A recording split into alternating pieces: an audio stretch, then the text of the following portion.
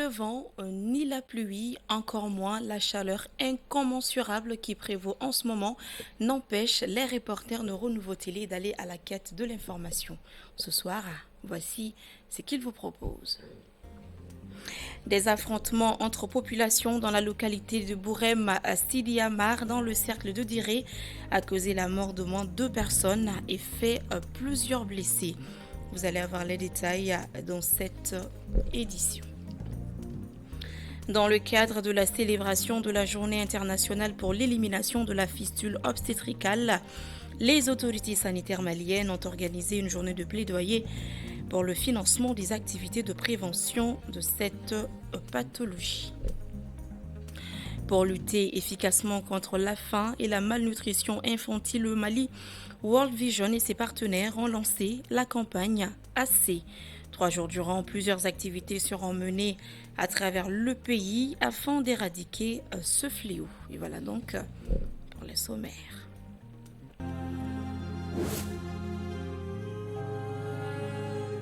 De vous retrouver pour cette nouvelle page d'information. Bonsoir à tous et bienvenue dans ce bulletin d'information. Ce jour, jeudi 23 mai 2024, World Vision Mali a lancé officiellement sa campagne dénommée AC. Cette campagne vise à lutter contre la faim et la malnutrition infantile à travers le pays. La cérémonie de lancement s'est tenue au Centre international de conférence de Bamako et a vu la participation de plusieurs ministres ainsi que des acteurs impliqués dans la protection et la promotion des enfants. Le compte-rendu est signé Lassine Diakité. La campagne AC, dont l'objectif est de sensibiliser et de faire du plaidoyer en faveur des enfants pour améliorer leurs conditions nutritionnelles en qualité et en quantité, a été officiellement lancée au Mali ce jeudi. Pour atteindre l'objectif de cette campagne, qui s'étale sur 3 ans, plus de 3 millions de dollars seront débloqués. Cette nouvelle campagne AC a pour mission de mettre un terme à la faim et à la malnutrition des enfants. Nous la lançons aujourd'hui au Mali pour une durée de 3 ans.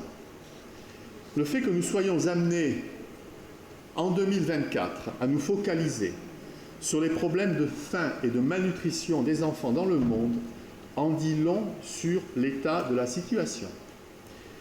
C'est de toute évidence un constat d'échec au niveau international. Un chiffre, 45% de la mortalité des enfants de moins de 5 ans dans le monde est liée à la malnutrition. Et ceci représente plus de 2 millions d'enfants chaque année.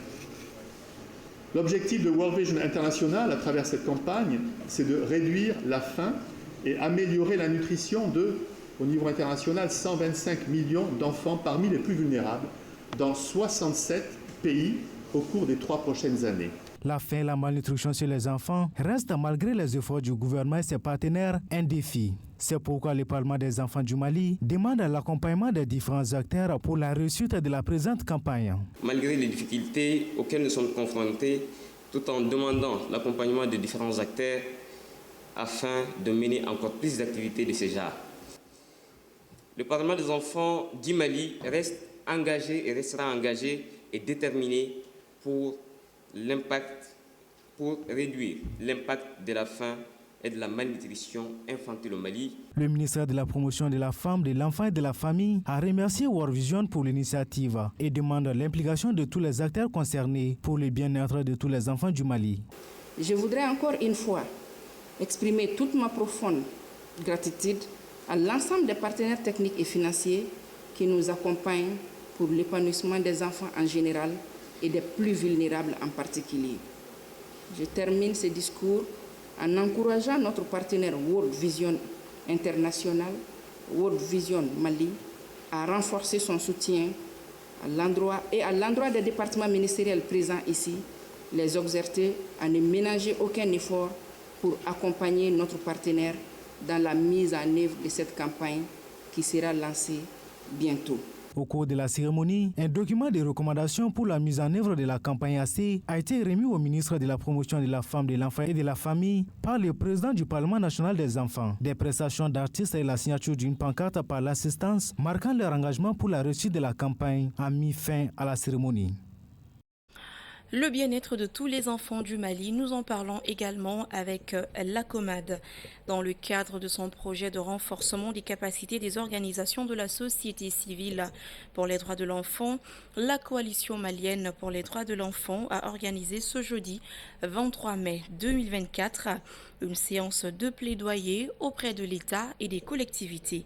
Il s'agissait à travers cette séance d'amener les décideurs au niveau national, régional et local à l'intégration totale de l'approche genre dans les droits de l'enfant, dans la planification des biens ou services destinés aux populations. Le compte-rendu est signé Maïmouna Ouedraogo, Zakaria Oumar Keïta.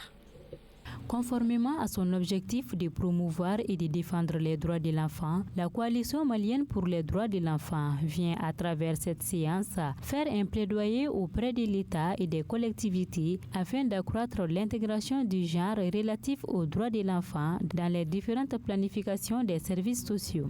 Il ressort de ce qu'on constate que la planification publique ne prend pas suffisamment en compte le taux d'enfants qui est estimé à plus de 50% du nombre d'habitants selon le dernier recensement. Qu'il me soit permis de vous remercier encore une fois pour votre engagement sans faille pour le bien-être des enfants du Mali, comme on peut le constater. Les défis demeurent nombreux et imposent la mobilisation de tous les acteurs étatiques. Profitant de l'occasion, le représentant du Parlement des enfants a lancé un cri de cœur sur la situation des enfants. On parle de Mali Koura, on parle de Demseni Koura. Donc je pense que les enfants méritent suivi. Avec l'amour, tout est possible. Sans l'amour, rien n'est possible. Donc tout amour s'aimer, tôt ou tard fleurira. C'est avec la détermination qu'on a tous en vue. Donc chers parents, nous vous lançons un cri de cœur, car nous savons que c'est vous qui pouvez apporter ça auprès des autorités. Vous avez beaucoup fait pour nous, mais il reste beaucoup à faire. Nous voyons ce que vous avez fait et nous attendons encore beaucoup plus de vous. Nous vous remercions. Le représentant du ministre de la Promotion de la Femme, de l'Enfant et de la Famille n'a pas manqué de rappeler les efforts de l'État dans la promotion des droits des enfants avant de saluer la COMAD pour cette séance de plaidoyer. L'État même, à travers, n'est-ce pas, le ministère de la Promotion de la Femme, de l'Enfant et de la Famille, est en train de fournir beaucoup d'efforts. Donc, à travers la communication qui s'est présentée tout de suite, là, qui a été présentée, je pense que chacun a eu vraiment à voir l'effort de l'État. Mais moi, je voudrais, en tout cas, exhorter les partenaires, la COMAD, n'est-ce pas, à renforcer encore cette dynamique, n'est-ce pas, pour que les enfants du Mali alors puissent s'épanouir. Ce plaidoyer-là alors aura son impact, en tout cas aux côtés de mon département. Pour rappel, le projet de renforcement des organisations de la société civile pour les droits de l'enfant a été rendu possible grâce à Save the Children International sur financement de l'Agence suédoise de coopération internationale et est exécuté dans 4 pays de l'Afrique de l'Ouest. Actualité sur un tout autre plan, la section syndicale du Trésor, en collaboration avec l'Union des syndicats des travailleurs des trésors publics de l'Union économique et monétaire ouest-africain, a organisé un atelier de renforcement des capacités afin de mieux outiller ses militants pour l'amélioration de la qualité des services. C'était ce jeudi dans un hôtel de la place en présence de Gabriel Keïta.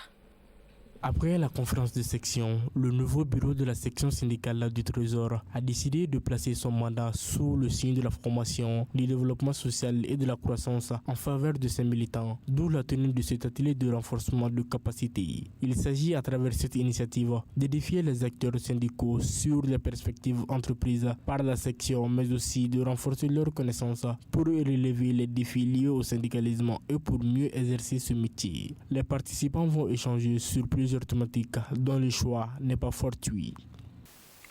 En effet, au cours du dernier mandat, il a été constaté un besoin réel de formation au niveau des différents organes de la section, notamment au niveau du bureau exécutif et des comités sur le syndicalisme, et la tenue de cet atelier de formation en début de mandat est de nature à aider et préparer nos camarades à relever les défis du développement social, de la négociation syndicale, de l'éducation financière dans un contexte de crise multidimensionnelle. Les participants vont échanger sur les points ci-après. Déterminants d'une négociation efficace et efficiente, éducation financière, brainstorming sur les spécificités de la comptabilité publique, vulgarisation du pacte de stabilité sociale et de croissance. Le secrétaire général adjoint de l'Union nationale des travailleurs de Mali et le directeur national adjoint du Trésor ont apprécié l'initiative à sa juste valeur. Selon eux, elle va contribuer au développement socio-économique du pays. Cet atelier vous donne la chance de comprendre beaucoup de choses. Profitez-en donc. Un trésor y est caché. Je sais que des trésoriers et bons chasseurs de trésors que vous êtes, vous finirez par dénicher rapidement tout ce qui s'y cache.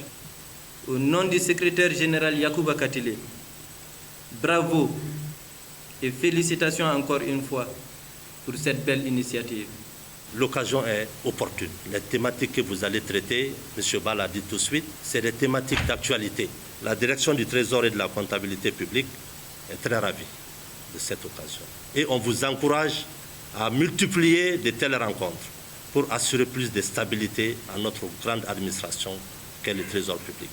De déclarer ouverts les travaux de l'atelier sur le thème central, le syndicalisme tremplin du développement social et de croissance. A noter que cet atelier se déroulera sur 2 jours avec la participation de l'Union des syndicats des travailleurs des trésors publics, de l'Union économique et monétaire ouest africain.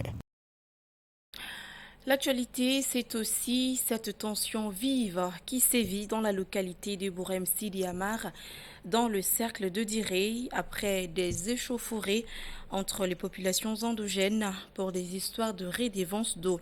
Selon des sources locales, on déplore au moins 2 décès depuis mardi dernier. Les explications avec Awasanogo. Selon les informations de nos confrères de Studio Tamani, un problème de redevance d'eau a fait mardi dernier au moins 2 morts et des blessés à Bourem Sidi Amar dans le cercle de Direya. Selon toujours des sources locales, la tension reste vive entre les parties en conflit dans la localité. La jeunesse de Bourem Sidi Amar a tenu hier mercredi un point de presse pour appeler au calme et à la retenue. Elle a demandé aussi aux autorités de s'engager pour que la lumière soit faite sur ce qui s'est passé. Les temps sont décidément très durs pour les habitants et les ressortissants de Direya. En plus de cette tragédie, le cercle de Direy a enregistré plusieurs événements dramatiques. Le dimanche dernier, la localité de Direy a été endeuillée par l'assassinat de 9 jeunes. Ils étaient tous candidats aux épreuves sportives pour le concours d'entrée à l'armée malienne. Le crime a été commis sur l'axe Goundam-Direy. Lundi, un camion remorque rempli de sacs d'oignons s'est renversé à Direy. Il était sur un pont carrément délabré à l'entrée du marché de la localité. Selon des témoins, tout son contenu s'est renversé dans le canal principal. Les mêmes sources rapportent qu'aucune perte en vie humaine n'a été enregistrée, mais déplorent des dégâts matériels importants. Des présumés groupes armés terroristes auraient dynamité le bac de Danga dans le cercle de Direy. La Banque malienne de solidarité, BMSSA, a procédé ce jeudi à une remise de dons, des sacs à dos, des sacs bandoulières et des guides aux pèlerins du Hajj au titre de l'année 2024. Ce don va contribuer à faciliter aux bénéficiaires leur pèlerinage. La cérémonie de remise s'est tenue ce jeudi 23 mai 2024 au centre islamique de Bamako. Le compte-rendu est signé Amadou Diarra. 1000 sacs à dos, 1000 sacs bandoulières et 1500 guides du pèlerin. C'est la nature du don offert par la Banque malienne de solidarité BMSSA aux pèlerins du Hajj 2024.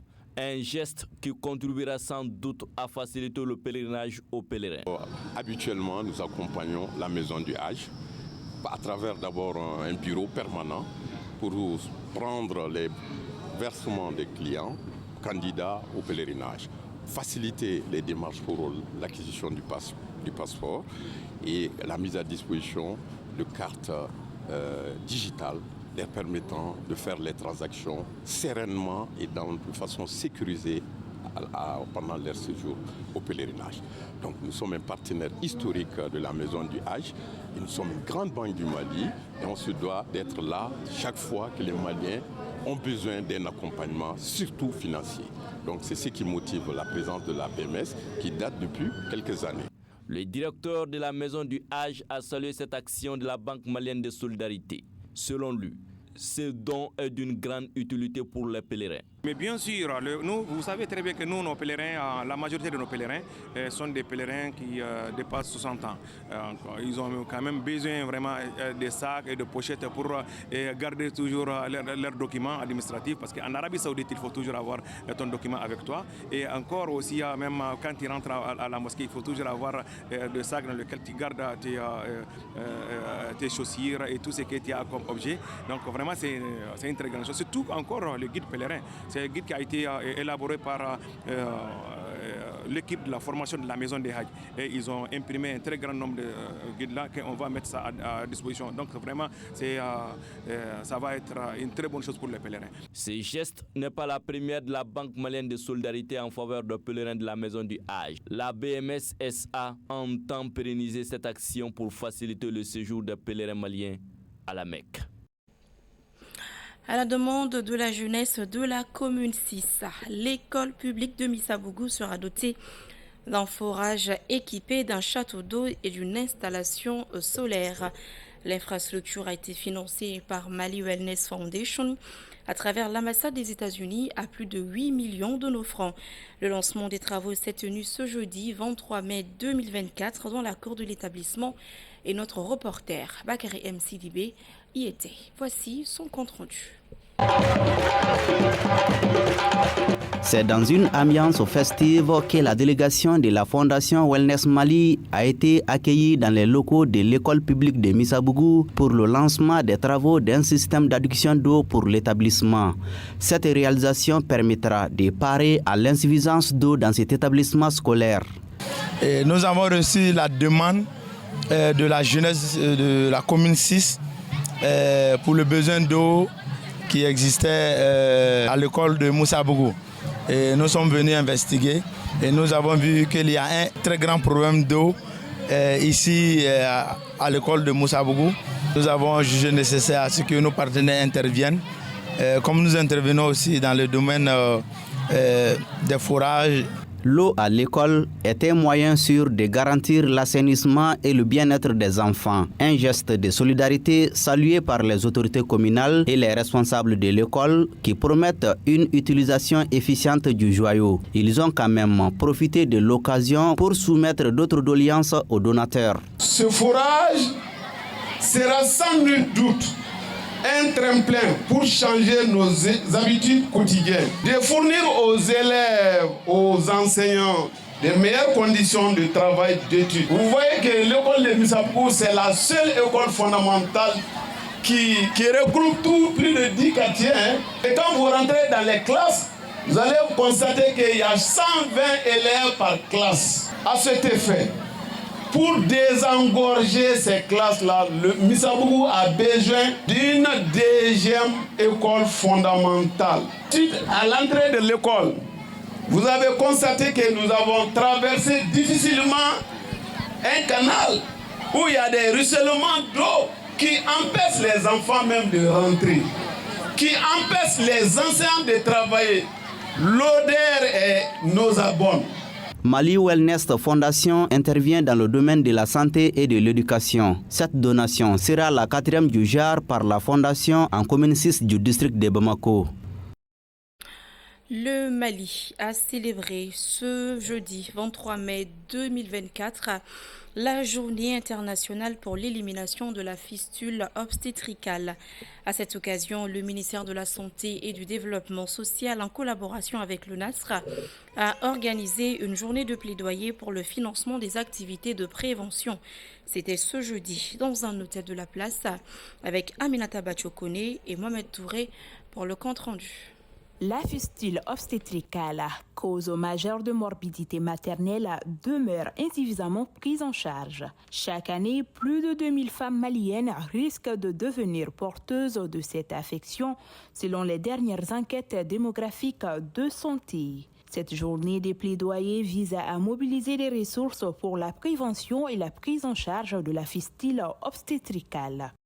La survenue de la fistule doit passer par une amélioration de l'accès élargi aux services de planification familiale, une prévention soutenue de grossesse précoce, y compris le mariage des enfants, un renforcement de l'accessibilité, de la disponibilité et de la qualité des services de santé maternelle et néonatale. Malgré les efforts du gouvernement depuis 20 ans, les indicateurs de santé maternelle restent préoccupants.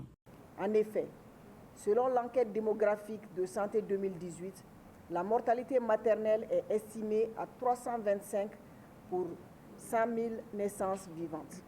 La prévalence contraceptive moderne à 16,1%.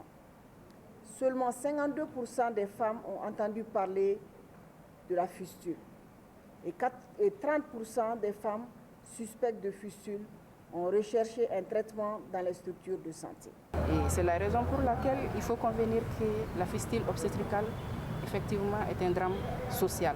Et c'est ce qui justifie aujourd'hui notre présence aux côtés du ministère de la Santé et du Développement social pour sensibiliser, mais aussi pour faire comprendre qu'on peut prévenir cette maladie, qu'on peut la soigner, qu'on peut la réparer, mais aussi qu'on peut aider les femmes atteintes de cette maladie à se réinsérer socialement, mais aussi à se réinsérer économiquement. La mobilisation pour cette journée de plaidoyer reflète l'engagement du Mali à améliorer la santé maternelle et à éliminer la fistule obstétricale en espérant des actions concrètes pour changer la vie de milliers de femmes à risque.